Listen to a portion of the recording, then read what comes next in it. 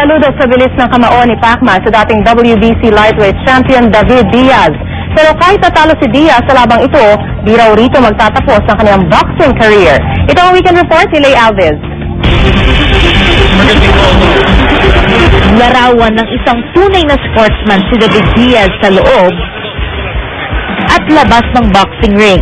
Pagkatapos ng laban, nagkasulubong sina Pacquiao at Diaz. Niyakap ng dating WBC lightweight world champion ang nakaagaw ng kanyang korona.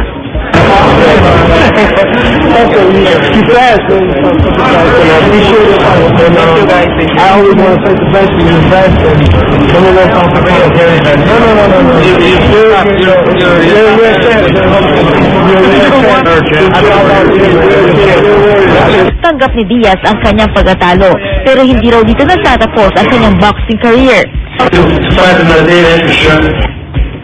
Dinala si Diaz sa Valley Hospital pagkatapos ng press conference para sa precautionary check-up. Sa isang punto raw ay nabahala rin daw si Pacquiao sa sugat sa mukha ni Diaz. Medyo nawa rin ako ng konti. Diba, mayroon doon na sabi ko rin, tingnan mo yung sugat niya. Sabi mo yung opinion. Opinion ko. Mabait din na tao. Compared to other fighter na nakalaban ko before, iba si Diaz, mabait, magalaw, kaya naawa ko. Nagkatotoo ang prediksyon ni Freddie Roach na mahihirapan si Diaz sa bilis ni Pacman. Ito na raw ang pinakamagandang laban ng pambansang kamao.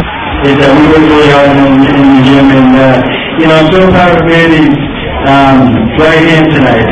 Matunog na ang Brito na si Ricky Hatton, ang IBO light welterweight champion, ang susunod na makakalaban ni Pacquiao. Pero ayon kay Top Rank President Bob Arum, malamang ay sa 2009 pa ito mangyari dahil may laban pa si Hatton ngayong taon. Ang susunod daw na laban ni Pacquiao sa Nobyembre ay para depensahan ang kanyang WBC lightweight world title.